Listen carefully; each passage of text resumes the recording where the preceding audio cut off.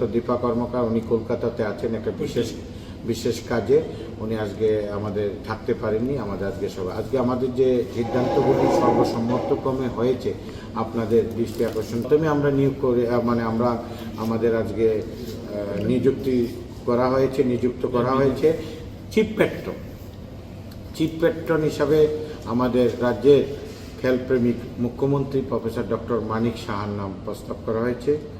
Patron হিসাবে আছেন মাননীয় মন্ত্রী ক্রীড়ামন্ত্রী টিঙ্কু রায় মহোদয়ের নাম।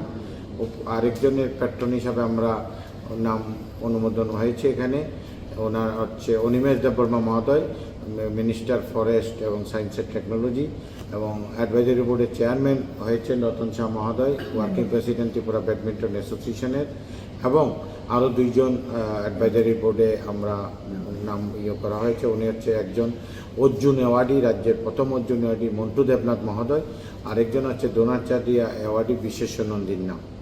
তাছাড়া আজকে আমাদের সবাই যে সিদ্ধান্তগুলো হয়েছে, সবচেয়ে বড় বিষয় যেটা এখনই আপনাদের সামনে তুলে ধরবেন, যে দীর্ঘদিন পর ন্যাশনাল গেমস থেকে যে পার্টিসিপেট হয়েছিল, এখান থেকে সার্টিফিকেট চিফ দ্য মিশন হিসাবে গিয়েছিলেন রতন শাহ মহোদয়। উনি এই সার্টিফিকেটগুলো একটা অনুষ্ঠানের মাধ্যমে আগামী দিন একটা অনুষ্ঠান করা হবে ত্রিপুরা অলিম্পিক অ্যাসোসিয়েশন এবং ত্রিপুরা ক্রীড়া পর্ষদ এবং ক্রীড়া দপ্তরের। সেদিন আমাদের এই সার্টিফিকেটগুলো ক্রীড়া যে ব্যক্তিত্বরা খেলতে গিয়েছে ওনাদের এই প্রথমবারের মতো সার্টিফিকেট এসছে রাজ্যে, কারণ এতদিন সার্টিফিকেট পেত না, খেলোয়াড়রা খেলতো, বাইরের খেলোয়াড়রা খেলতো। যাই হোক, আমরা খুবই গর্বিত।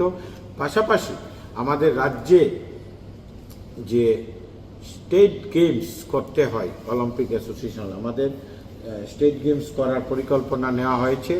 আমরা আগামী কিছুদিনের মধ্যে আমরা স্টেট গেমস করব।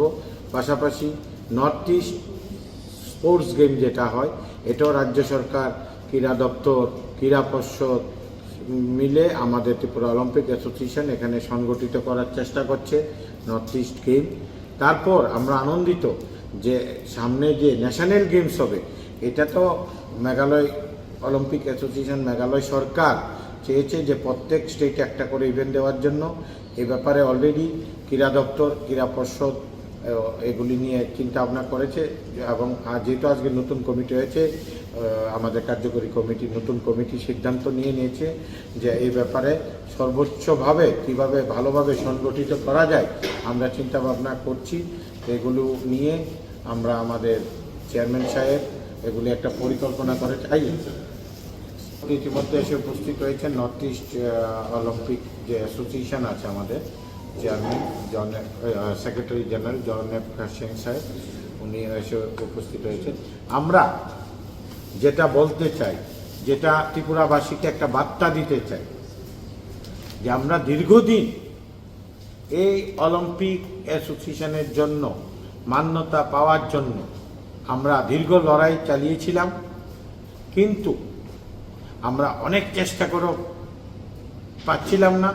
কিন্তু যেদিন থেকে আমাদের ত্রিপুরা ব্যাডমিন্টন অ্যাসোসিয়েশনের বর্তমানে যিনি ওয়ার্কিং প্রেসিডেন্ট রতন শাহ মহোদয় আমাদের এই সংগ্রামের সঙ্গে ওনার নেতৃত্বে যেদিন থেকে আমরা ঝাঁপিয়ে পড়েছিলাম, এতে ত্রিপুরা রাজ্যের প্রত্যেকটি ব্যক্তি মনে প্রাণে চেয়েছিল যে ত্রিপুরাতে এই অলিম্পিক